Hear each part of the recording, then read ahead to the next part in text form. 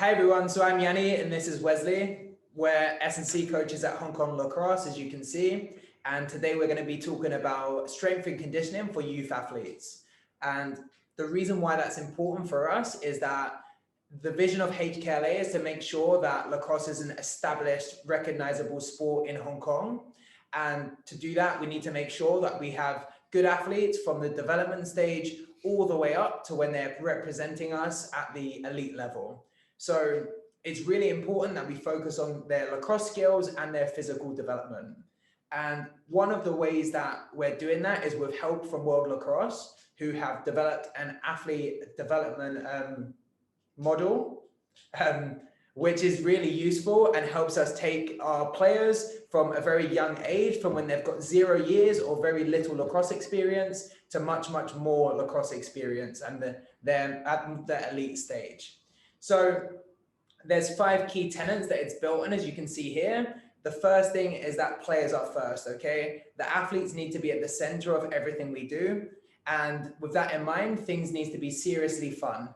So if it's not fun, there's not much point of doing it anymore, and we're not going to retain players, and we're not going to make sure our players are engaged. The next thing is coaching the coaches, which is part of what we're doing right now. Coaches have to constantly develop so they can make sure that players are taken care of and have everything they need. Play and stay is the next thing. Play and stay is really important for us here because lots of athletes drop out of different sports because they get injuries and they might not be able to enjoy playing the sport because they might be in pain. So it's really important that our athletes stay healthy to stay in the sport for a long time.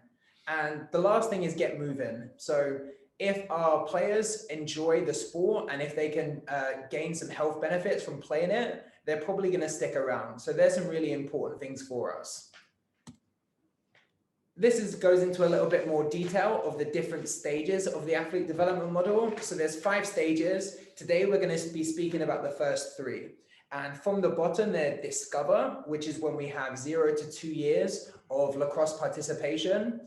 The second stage, which you can't see very well, is Learn. Okay, and that's when we have 2 to 3 years of lacrosse experience. And then we move up to Play, which is when we have 3 to 7 years of lacrosse experience.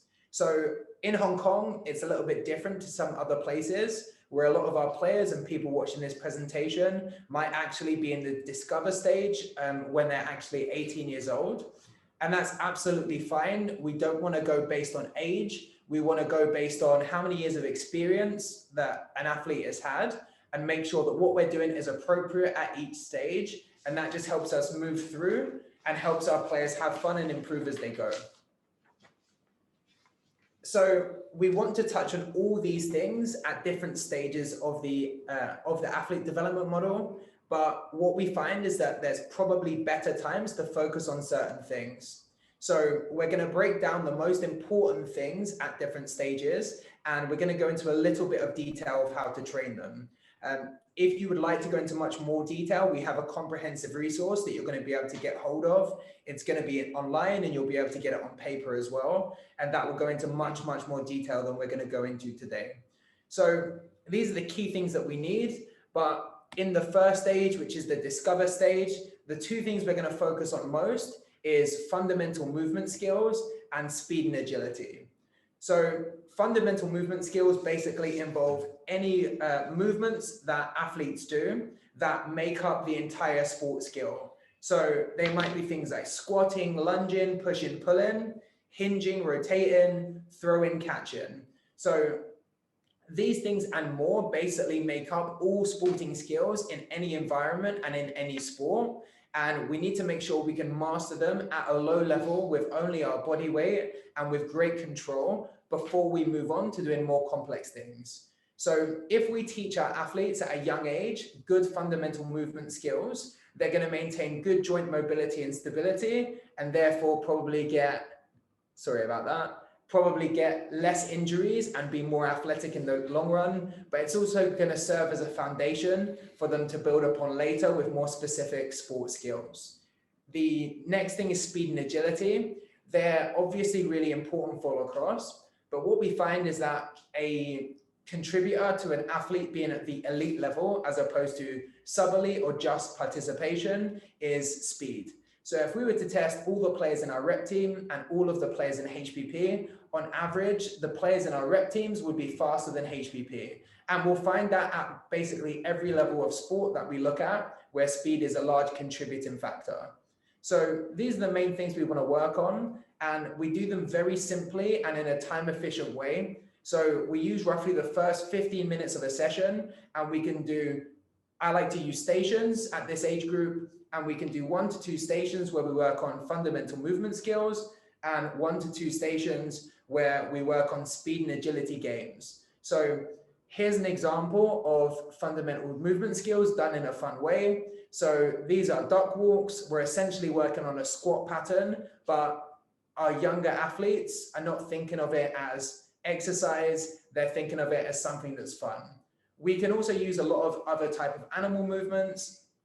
And then when it comes to speed and agility, we use lots and lots of competitive games where we put our athletes in different situations that are fun.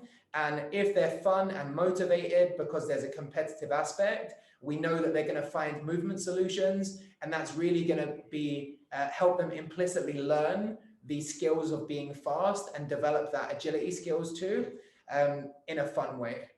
So that's the discover stage, and Wes, you can tell us about the learn stage. Sure. So now we move on to the learn stage, where they have around 2 to 3 years of experience. And building up from what we had learned and discovered, we're still going to work on fundamental movement skills, speed and agility. But what we're going to add here is some strength and power work. And these are some basic strength and power work that we're going to work on, which is mostly the body weight training and still in a fun manner. Okay, so why strength is that important? So Yianni just now mentioned about like the speed agility differences between elite and amateur players. And strength is another foundation biomotor abilities that shows the differences too. And strength has been associated with a lot of speed, jump height, and even sports performance. So strength is important, and from here we start from some basic body weight training. And for power in sports movement, a lot of the time we have to exert a lot of force in a short amount of time. And that's basically what power means. And by doing a lot of jump, sprints, and throws, we will be able to develop a basic ability to exert that force within a short time.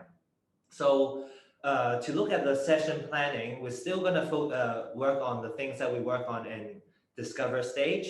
But you see the last 10 to 15 minutes, we would work on much more on power, strength, training, before we move on to lacrosse-based activities.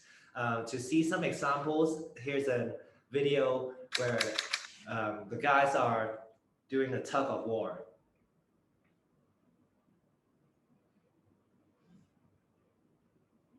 As we can see, when they're pulling and pushing, they're actually doing a lot of full body strength and even some deceleration work in just this fun game. Since in the learn stage, we're not really in the competing stage, so the fun aspect in training is really important too. Yeah, so after learn, then we'll go on to play. All right, in play stage, athletes would have around 3 to 7 years of experience, and some of them will have some league games or some competitions going, where they're not going for world championship or elite events. So building up onto discover and learn, now what we add onto play is much more structure, and it has to be much more formalized. So in play stage, most of the time we would require athletes to work in the gym, and also we have work on the field. Inside the gym, for strength and power training, in the last stage, we were working on body weight training, and now we will actually load them up and actually do resistance trainings. For power work, we're still working on our jumps and throws. We can also add some weight in our throws. Other than inside the gym, we work on energy system development. The reason we work on this is they have to be able to carry out the fitness throughout the whole game, a whole match, and it requires different kind of energy system development. So the three main energy system would be phosphagen, glycolytic, and aerobic. So all these three systems has to be trained and with a good system manner. Last but not least, we would be focusing on availability. Since we talk about systematic training, and athletes has to be available and healthy to train so they can improve. This is the baseline. So if an athlete keep injuring and keep being sick and missing practice, they will not improve. So from doing this, we would target some commonly injured areas in lacrosse, such as ankle, knee, hip, and shoulders. And we can have some target exercises that we work on to reduce the chance of having these kind of injury. So in this table below, we can see that this is just an example for how we structure our strength program inside a gym. So at the top part, we will see some explosive, which is some power work. And the middle main part will be some strength, including both upper body and lower body strength. And the lower part, we will see some injury prevention package. As I said, ankle, knee, hip, shoulder work would be beneficial when we add into this. So we have also a video to show you some of our strength works.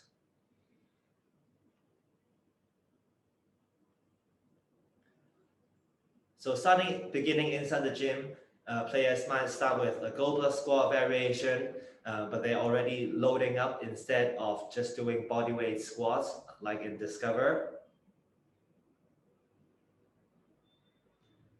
And as athletes get more comfortable, we'll move on to barbells.